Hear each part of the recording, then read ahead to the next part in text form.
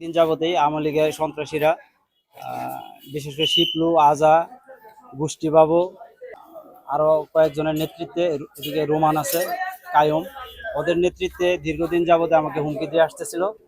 কিছুদিন আগে শিপলু আমাকেই সরাসরি বলে উঠছে যে আমাকে নিয়ে যাতে, ওকে নিয়ে যেন কোনো কথা না বলি, ও আমাকে লাশ ফেলে দিবে। তো এই ঘটনার প্রেক্ষিতে গত শুক্রবার দিন আমাকে সরাসরি বৃহস্পতিবার রাতে ফোনে, হোয়াটসঅ্যাপে বিভিন্ন মাধ্যমে আমাকে নিউজ পৌঁছায় যে কালকে আমরা এই এলাকায় আক্রমণ করব। আমার যত ব্যবসা বাণিজ্য আছে, আমার বৈধ ইন্টারনেট ব্যবসা, রকেট ইন্টারনেট সার্ভিস, দীর্ঘদিন যাবৎ বিটিআরসি লাইসেন্স নিয়ে ব্যবসা করে যাচ্ছি। সেই ব্যবসা এবং অন্য আরও কিছু ব্যবসা বাণিজ্য আছে, তারা দখল করার জন্য পায়তারা করে আসছিল।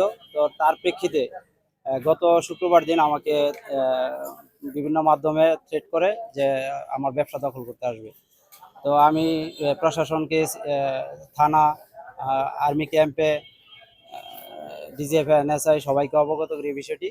তো তারা সজাগ থাকার কারণে এবং আমিও আমার লোকজন নিয়ে সজাগ থাকার কারণে তারা, এলাকাবাসী সবাই আমার সাথে ছিল বিধায় তারা কোনো ধরনের আক্রমণ করতে পারেনি। আমি সকালবেলা বের হই বাসা থেকে, পরে ঢাকার উদ্দেশ্যে রওনা দিই। পরে শুনতে পাই যে ওরা অতর্কিতভাবে হামলা চালিয়েছে আমার বাসায়, ইটপাটকেল নিক্ষেপ করে। এখানে অফিসে সামনে বলে একটা একটা শাহিন্দর ধরে ধরে জবাই কর, এই স্লোগান দিয়ে ওরা দীর্ঘ প্রায় 1-1.5 ঘন্টা, এবং আমার প্রায় 3:30 থেকে 4টার দিকে ঘটনা। তো আমার এই এখানে আরেকটা বাসায় যে ওরা লুটপাটও করে, ভাঙচুর করে, তারপরে ওরা চলে যায়। আমি আমার এখানে অফিস অবস্থান নেই, আমার এলাকাবাসী আমার সবাই এখানে ছিল আমার সাথে।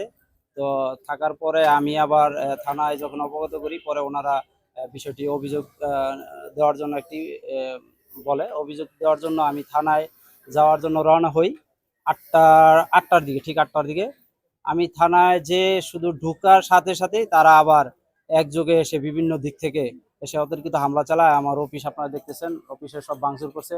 ল্যাপটপ ছিল, মোবাইল, আমাদের 3জন ছিল, কর্মচারী ছিল, ওদের কাছ থেকে মোবাইলগুলো নিয়ে গেছে, টাকা পয়সা যা ছিল সব নিয়ে গেছে। অনেক টাকা ছিল, প্রায় 50,000 টাকার মতো এখানে ক্যাশ ছিল। আর ল্যাপটপ, তারপরে আমার 40 ইঞ্চি একটা এলজি মনিটর, তার টিভি, এলজি টিভি, তারপরে 2টা পিসি ছিল, পিসি সহ আরো সার্ভার ছিল আমার এখানে ইন্টারনেটের, যেগুলো প্রাইস প্রায় একটা সার্ভারের দাম 2 লাখ টাকা করে। এরকম 3টা সার্ভার নিয়ে গেছে তারা।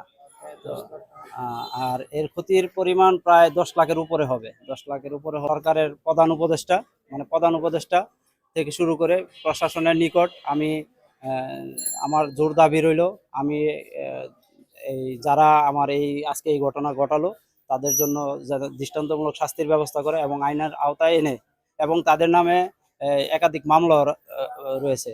এই ছাত্র হত্যার, এই বৈষম্যবিরোধী আন্দোলনের বিভিন্ন থানায়, গাছা থানা কয়েকটি মামলা আছে। তাদের বিরুদ্ধে যাতে আইনানুগভাবে কঠিন ব্যবস্থা নেয়, এই জন্য আমি জোর দাবি জানাচ্ছি।